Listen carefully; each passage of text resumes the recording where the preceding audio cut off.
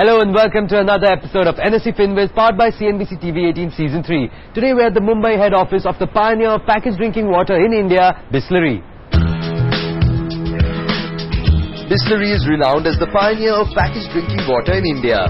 The brand's constant innovation, commitment to quality and focus on customer need has made Bisleri the benchmark for bottled water in India. Wiseinvest visited the office of Bisleri in Mumbai with the country's finest experts to advise and educate the young employees on investments and financial planning. And I'm joined by my two very special experts. We have Hemant Rustagi, who's the CEO at Wiseinvest Advisors. Welcome to the show, Hemant. And we have Gajendra Kothari, who's the MD and CEO at Etika Wealth Management. Welcome to the show, Gajendra. Thank you. And our core topic for today is real estate. Gajendra, so first question to you. Now, real estate, very precious. Everybody wants to own real estate. But we're in Mumbai where the sky is the limit and beyond. I mean, space is the limit of the prices of real estate. How do you advise people who say they want to own a home? What's your advice to them about how they can go about owning a home in Mumbai currently with the prices where they are? No, it's a very valid question. Real estate is the first love of most Indians. And particularly in Mumbai, you have many people who have come from outside and are working in Mumbai. So Mumbai is not their native place. Of course, they don't have a home. So they start with a rental place, and they have a lot of pressures from the family, friends, peer at work, that you should have your own place. But I would rather suggest them that you should not buy real estate in the first 10 years of your career. Okay. Particularly if you're working. I mean, it's classic. I mean, I'm not from Mumbai. I came 10 years back, and I didn't buy a house in the first 10 years. Because in first 10 years, you will undergo many job changes. And my office was early in Andheri, and then it moved to town, and then again it moved to BKC. I can't go on shifting my house, if it was my own house. When you're in a rental house, you can move around easily. So that's one good thing. Then second, over a period of time, you'll get married, And of course, when you get married, you don't want to be too close to your in-laws. And you don't want to be too far. You cannot be too far also. So once you are there 7, 8, 9, 10 years, you've seen Mumbai, you've known the places, then you can decide, zero in on an area which you like and you are comfortable, and then you can go ahead.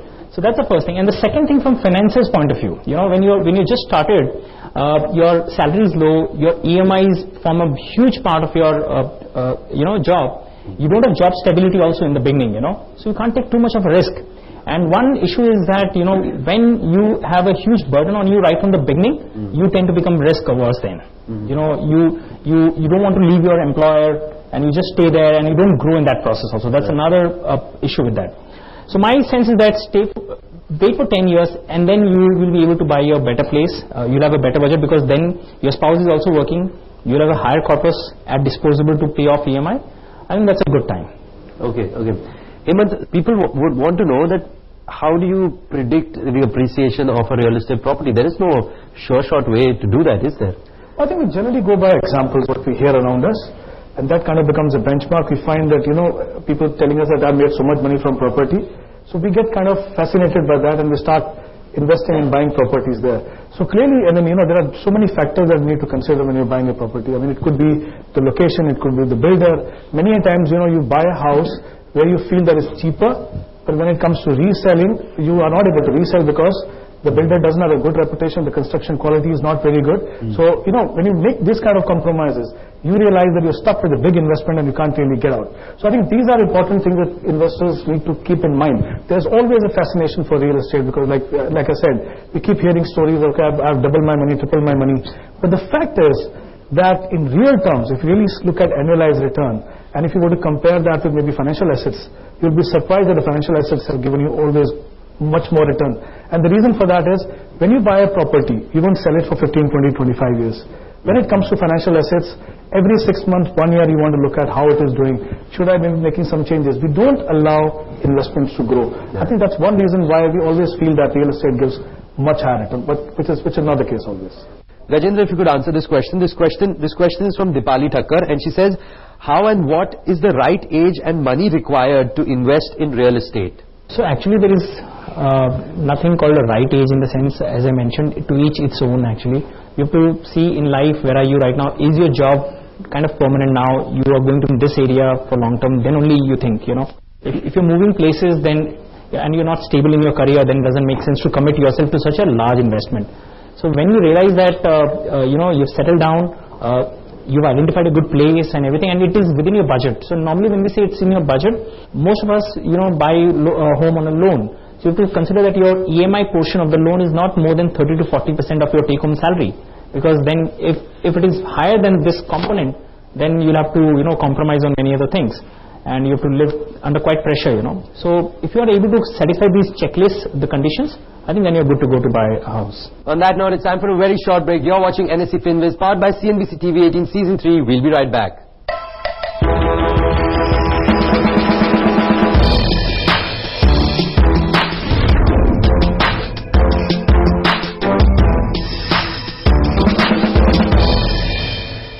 Welcome back. You're watching NSE Finviz, powered by CNBC TV 18 Season 3, and today we're shooting with the employees of Bisleri.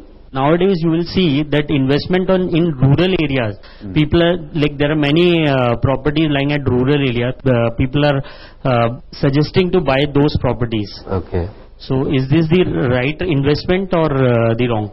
Well, if you're saying that the properties are being recommended in the rural areas because they're cheaper, okay, you clearly need to look at whether it really suits your requirement.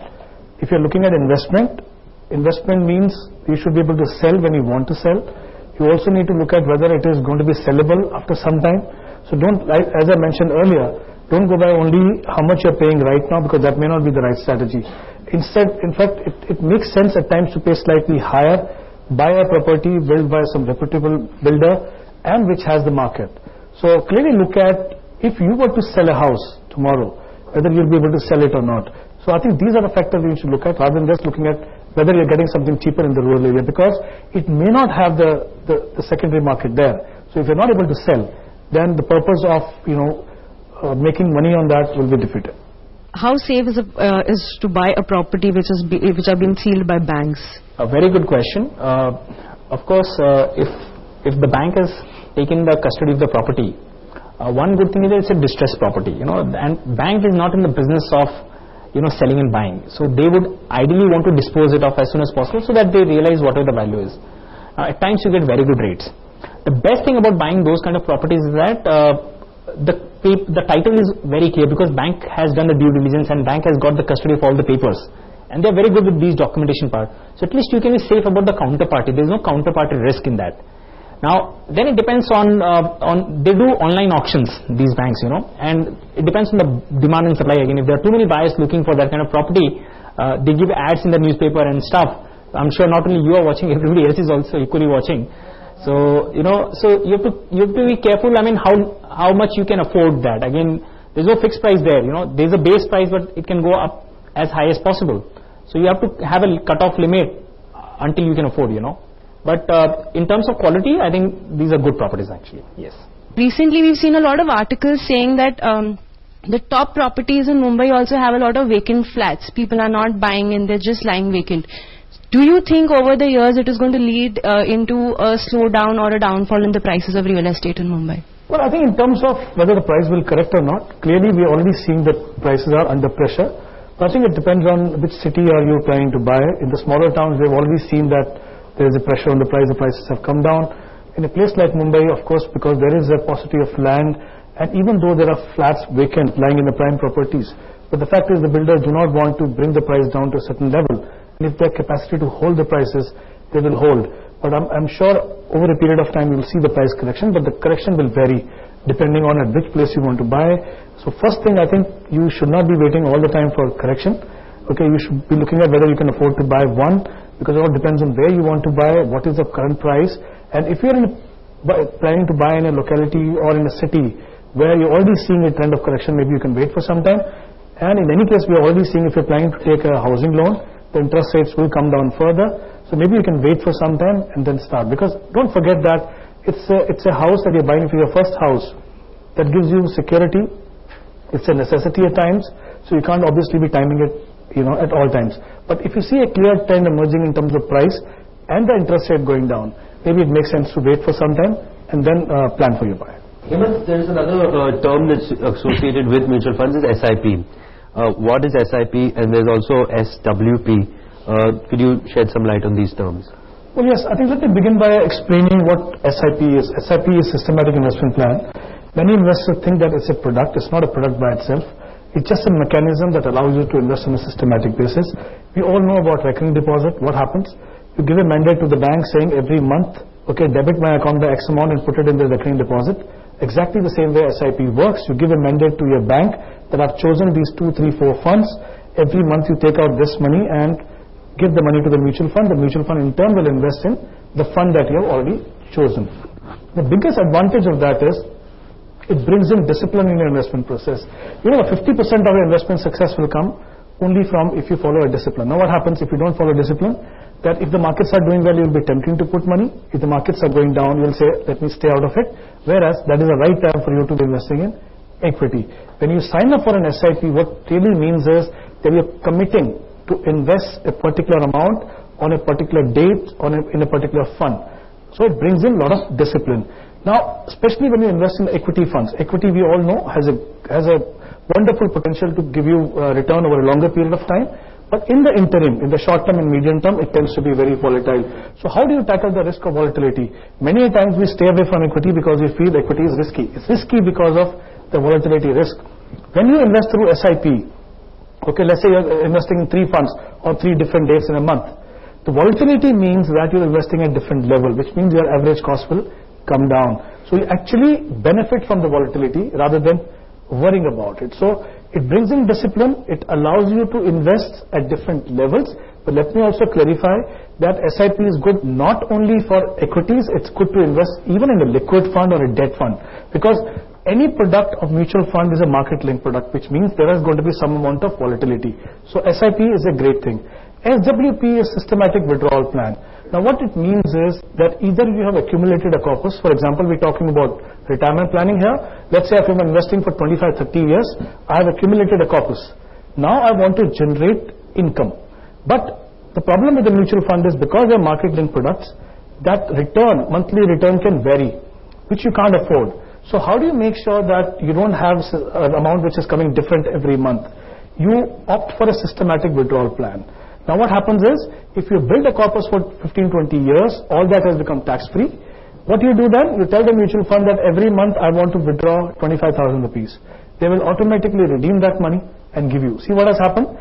You have converted everything into tax-free, and then you've kind of assured yourself that you are getting the money that you need to get every month. So both these processes are not product by themselves, just a mechanism, and should be used by every investor depending on at what stage of life you are. On that note, it's time for a very short break. You're watching NSE Finvest, powered by Cnbc TV 18 Season 3. We'll be right back.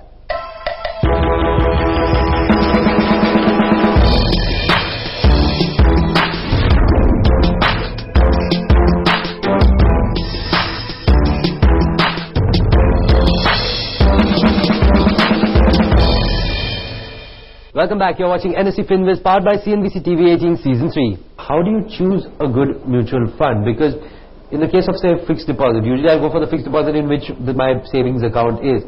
Or you might say, okay, PSU bank or a private bank, this is X is offering 6%, others offering 5.5%, whatever.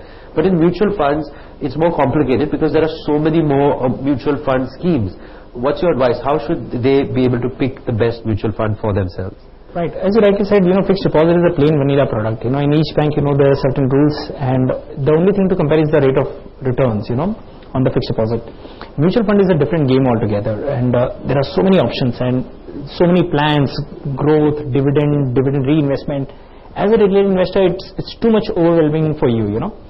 First thing I always recommend, go through a financial advisor, because you are you're working full time as an employee and you have certain strengths. It's very difficult for you to spend time and research and analyze all of these things. So if you don't have time and knowledge, go through a financial advisor. He will guide you based on your requirement. However, if you want to do it yourself, okay, then again you have to come back to now there are 48 mutual fund companies in the country, and each one says I'm the best. You see hoardings all over. My fund is the best, and 5-star rankings. I'm sure you see all these things. There are a few things which you have to analyze before choosing a scheme. First is the track record. Why do we all like Sachin Tendulkar? Because 30-year track record, consistency. So see how long has been the fund for. If the longer the fund and it has a consistent history, I think that is one good thing.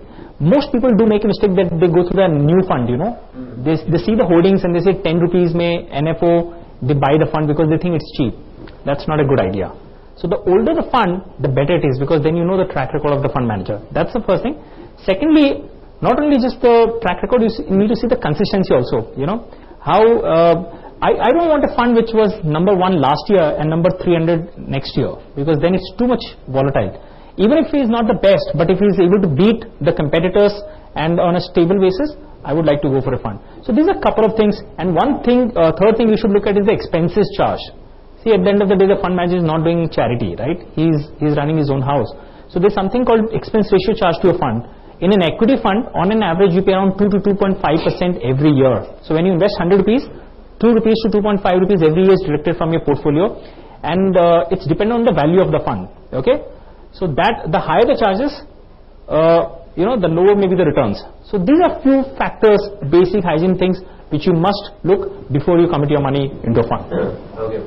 What are the major factors, basically, 3 most important factors to be considered while the person is trying to frame his financial goals? I think one of the most important aspect of your investment process is setting your goals. Many a times we have these goals, we vague idea, we don't actually put them down. Now, all of goals are what basically your requirements. What it means is, what do you want to achieve with your money? Okay, you will have certain goals, and the goals has to be such which you can convert it into money, which you can find out how much money you require. It could be a vacation every 2 years or every year, that is your goal. You want to buy a car, that is a goal. You want to buy a house, that is a goal. You want to plan for children education, that is a goal. You want to plan for your retirement, that is a goal. Or you can have some other goals. Now, all of us will have so many goals, right? Why it is important for you to list down all your goals is, that's the first process. Then you will see how much money is required to achieve all these goals. As I mentioned earlier, you need to set a target, time horizon, work backward on certain assumed rate of return. Now, for example, when you are investing in equities, there is no guarantee how much you will get, but we have seen that over a period of time, when you invest for 15-20 years, you can at least get around 12%. So based on that, you work backwards and see how much money will you require to achieve this goal. Now, for example, if you want to create a corpus of 5 crore for your retirement, how much money you need to invest every month over the next 25 years. So once you've done this process, you know how much money is needed to achieve all your goals, right? Then you go back to your income levels. You see how much money can you spare. Suddenly, if you require that, let's say 30,000-40,000 rupees every month, and you can only spare 20,000, you need to prioritize your goal. Which goals are more important for you? If you feel that I can wait for retirement for another 5 years, I have more important medium-term, short-term goals, focus on them, right? So this process will help you prioritize, okay? Because then you have to make sure that your goals are realistic. All of us will have aspirations, dreams, but they have to be manageable, right? How do you do that? Looking at your income, looking at what you need.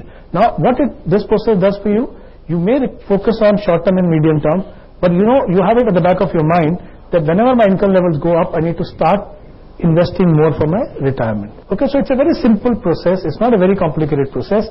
What it requires is some kind of discipline, some kind of plan at the beginning, and discipline is very important, because if you're investing for the next 50, 20, 25 years, many a time we see the market goes down, you stop. Okay, whereas that is the right time for you to invest. So if you stick to your time horizon and continue this process, I mean, there is no way you cannot achieve any of your goals. So it's a simple process. It requires discipline. It requires some kind of planning. All the goals are achievable. On that note, thank you so much, Gajendra. Thank you, Hemant, and thank you so much for being here with us.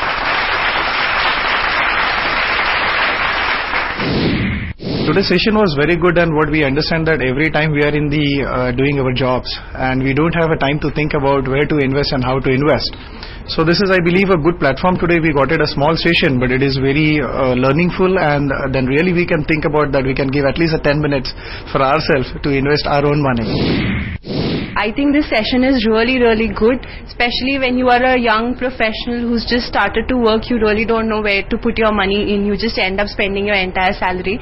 But when somebody really shows you and guides you on the path of how you can save your money and where you really need to invest, it opens a completely new door for you, and I'm sure I'm going to start investing from this month.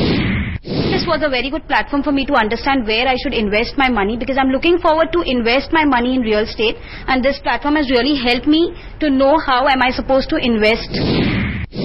Well, that's all on this episode of NSE Finviz, powered by Cnbc TV 18 Season 3. But before we go, here's a chance for you to win a cool goodie bag by answering this question. How should you select mutual funds for investing? New and exciting NFOs, promised returns, funds with long track record.